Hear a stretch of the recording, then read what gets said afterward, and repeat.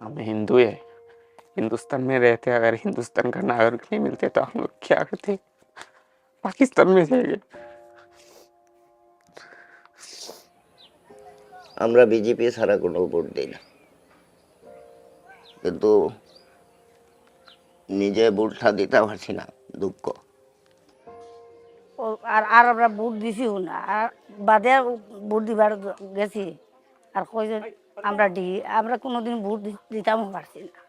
इस चुनाव में लगभग 1 अरब लोग वोट डाल सकते हैं, लेकिन एक समूह ऐसा भी है जिसे मतदान करने से रोक दिया गया है।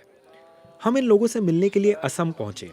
ये लोग डी वोटर हैं, या फिर ऐसे लोग जिनकी भारतीय नागरिकता संदिग्ध है। ऐसे लगभग 1 लाख लोग हैं। इस बात को समझने के लिए चलते हैं असम के इतिहास में। असम की लगभग 300 किलोमीटर की सीमा बांग्लादेश से मिलती है। बांग्लादेश में जुल्म और जंग से बचने के लिए बहुत से लोग वहां से भागकर असम आए।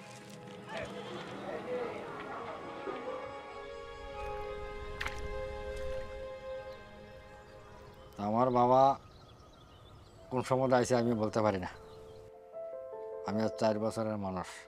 ऐसे ही शरणार्थियों में से एक मुनिंद्र दास भी हैं, जो 1964 में बांग्लादेश से आकर एक शरणार्थी शिविर में रह रहे थे। আমি যখন বুঝি তখন আমার একটা কার্ড দেয়া গেছে আমার বাবা, এই কার্ডটা আমি রেখে এখানে বসি। ऐसे और भी बहुत से लोग हैं जिनकी कहानियां मुनिंद्र दास जैसी हैं। এটা তো স্যার আমি কইতে পারি না, এখন ছোটকালের কথা, বাবা তারা কোন সময় আসছে এটা তো আমি কইতে পারি না, মাও নাই বাবা নাই, এখন তো আমি এই কথা কইতে পারি না। বেজান দিন হয়ে গেছে, বিয়ে হয়েছে, তো মনে শোনা আসেনি কইতাম।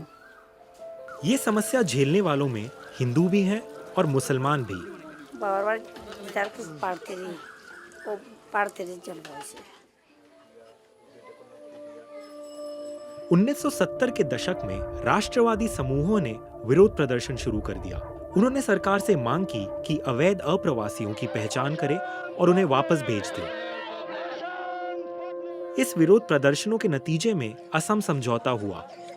इस समझौते के तहत यह तय किया गया कि जो लोग 1971 से पहले यानी बांग्लादेश की आजादी की जंग से पहले आ गए थे वो भारतीय नागरिक माने जाएंगे, और जो लोग उसके बाद आए हैं उन्हें विदेशी माना जाएगा।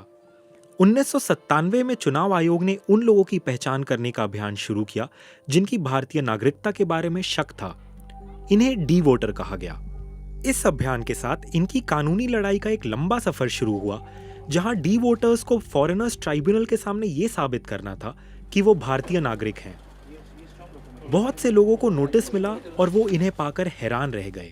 তো হঠাৎ একদিন তারা কেসের কাগজ লয়েছে, এরপরে রাখতাম না, এরপরে আবার রাখছি, রেখে তো আমি আর গেছি বেতন। তখন কইলো যে তোমার ডিবোর্ডার কেস।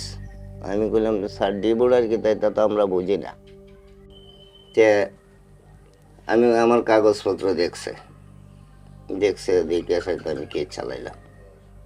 সুবিতা দাস, এটা আমার নাম, এই যে হরিচরণ দাস, পিতা कुंजमोहन दास। हमारी बातचीत के दौरान हमने देखा कि ये पूरी प्रक्रिया में कई अड़चनें और गलतफहमियां थी। दस्तावेज तलाशना ही अपने आप में एक मुसीबत थी। ये वो लोग हैं जो बेहद मुश्किल हालात में अपने घर बार छोड़कर भागे थे। এখন তো বলাখানে জন্ম সার্টিফিকেট আছে, এখন তো আগে তো ইতা আসলো না, বুঝছনি। 1997 में लगभग 3 लाख मामले थे, और आज 27 साल बाद भी लगभग 1 लाख मामले हैं जो लंबित हैं।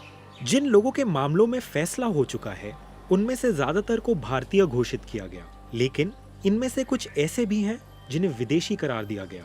পয়লা তো খালি আমরা জানি না যে গেছি আইছি একটা কয় আমরা মুলি ফরেনার হইছি। विदेशी घोषित किए हुए कुछ लोगों को डिटेंशन कैंप में भेज दिया गया। मुनिंद्र दास भी इन लोगों में से एक हैं।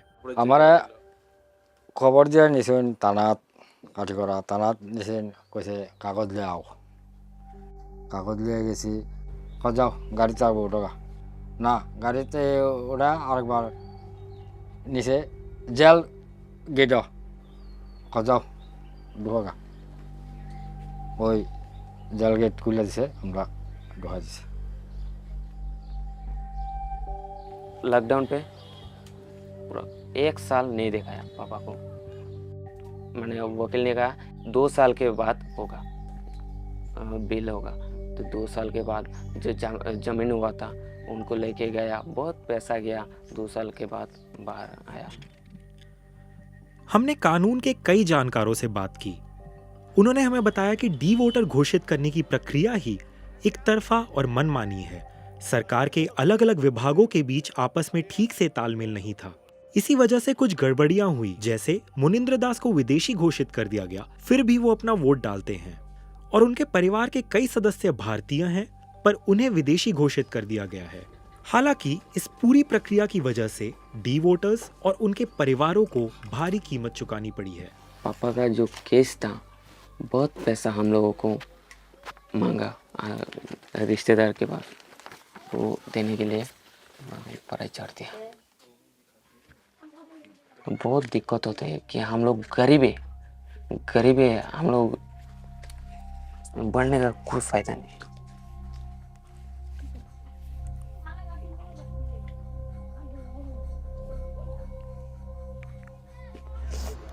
भाइयों बहनों,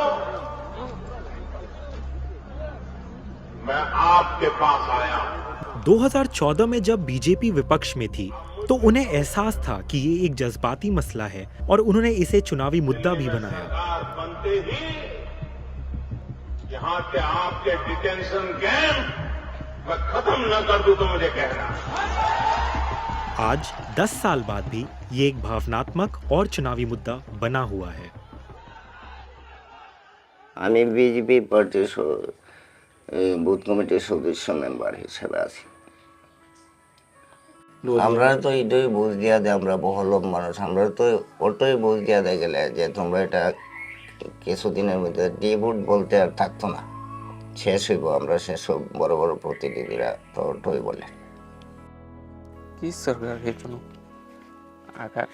अगर बीजेपी को उम्मीद है तो 14 से आया, आप 26 से 10 साल में क्या करा 10 साल में? सीएए को 2019 में पारित किया गया था, लेकिन इन चुनावों से सिर्फ 2 महीने पहले ही उसे लागू करने के रूल्स जारी किए गए। जो सीएए का रूल है वो एक नई तरह के कॉम्प्लिकेशन है मेरे हिसाब से लाता है, क्योंकि वो ये कहता है कि आपके पास ऐसा कोई डॉक्यूमेंट होना चाहिए जो बांग्लादेश गवर्नमेंट का दिया हुआ हो, राइट। उनके पास वो डॉक्यूमेंट होगा कि नहीं, ये एक बहुत बड़ी सवाल है। तो ये जो document centric prospective toward citizenship है, ये इटसेल्फ एक बहुत ही कॉम्प्लिकेटेड सिटीजनशिप को कर देता है। हमने लोगों से पूछा कि क्या नया सिटीजनशिप कानून उनकी मदद करेगा। মোদি আইন আনছে, এখন আমরা তো মোদির বাঁচান নাতে, অতদিন থেকে ডি ভোটার হতে কিচ্ছু করার তো না। মোদি আইনটা আনলো, আমরা যদি করতো তো আমরা সংশোধন হয়ে গেল, করে না থেকে তো করতাম, কেমন হইব সংশোধন।